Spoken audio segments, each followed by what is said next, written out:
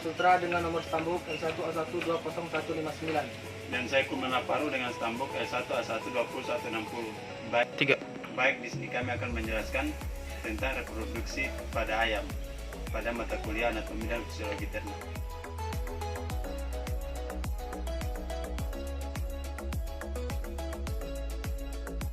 Berdasarkan aktivitas organ pencernaannya, pencernaan dibagi menjadi 3, antara lain 1. Pencernaan secara mekanisme. Pencernaan mekanisme disebut juga dengan pencernaan fisik.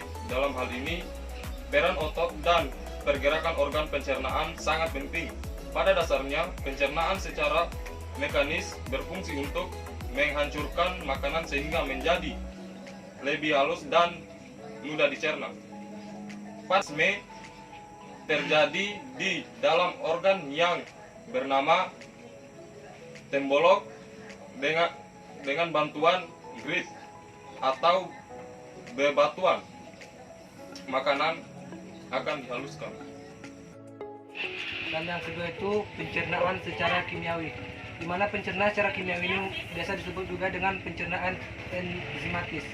Pemanfaatan enzim dalam organ pencernaan melibatkan sebagian bahan kimia. Bahan-bahan kimia ini disebut makanan seperti karbohidrat, protein, dan lemak.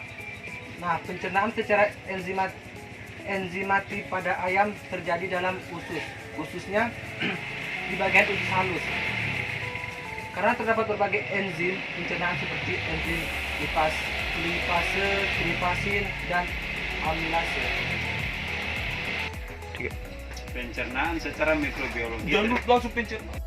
Dan yang ketiga, pencernaan secara mikrobiologi. Pencernaan secara mikrobiologi terjadi dengan bantuan mikroorganisme, karena beberapa bahan makanan biasanya tidak dapat dicerna atau perlu bantuan mikroorganisme guna mendapatkan hasil pencernaan yang maksimal. Pencernaan dengan bantuan mikroorganisme pada ayam terjadi pada bagian caecun atau usus buntu.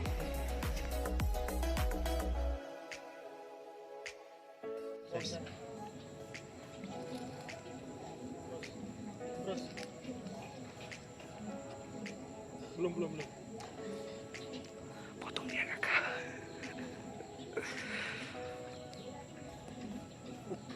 Gerek. Belum. Anu kok. Gerek nih. Belum putus itu. Belum kena jepnya. Jepnya. Oke, jangan coba sampai langsung.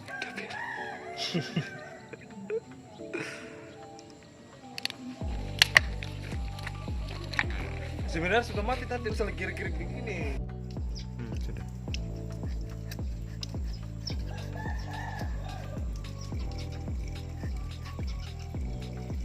Yang potong macam dek.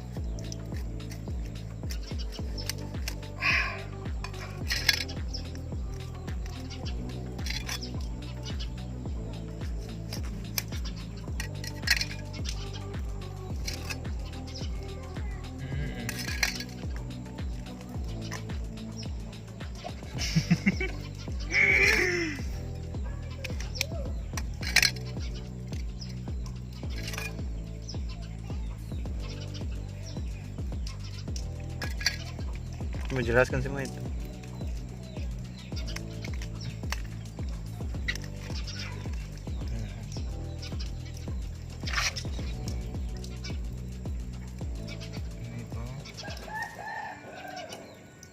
Tapi yang kesana. Coba potong.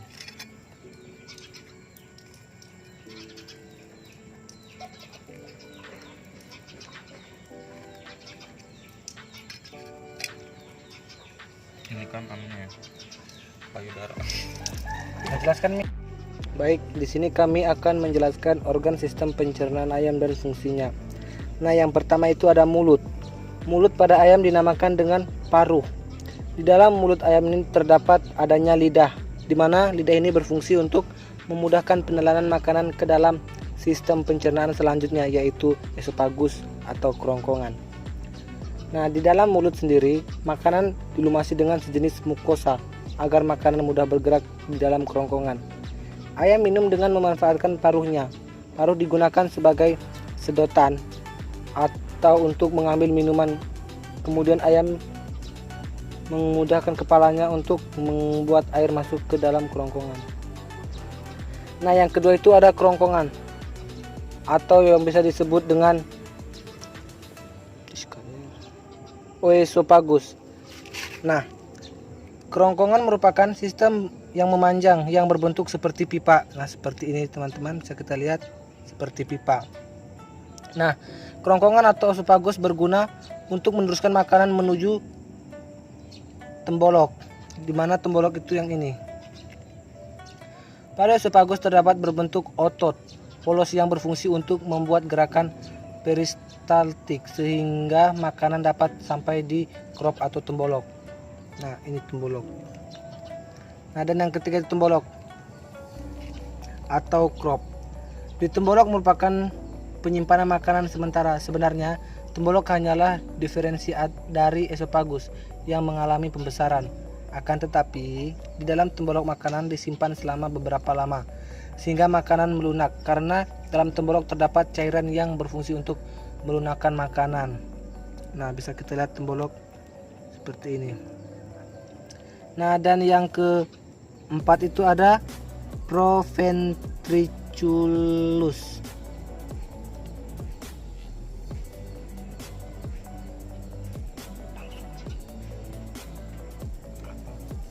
Jangan kulihatkan gambarnya tadi.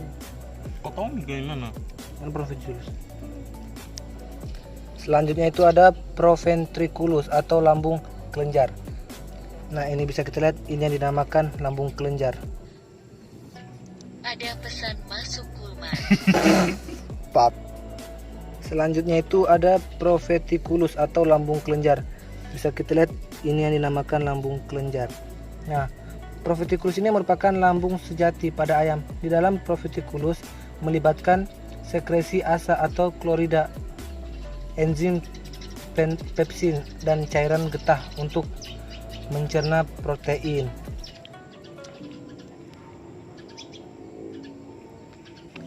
Kemudian ampela, di mana ampela. Lanjut ampela, bisa kita lihat. Selanjutnya ini ada empedal atau gizzard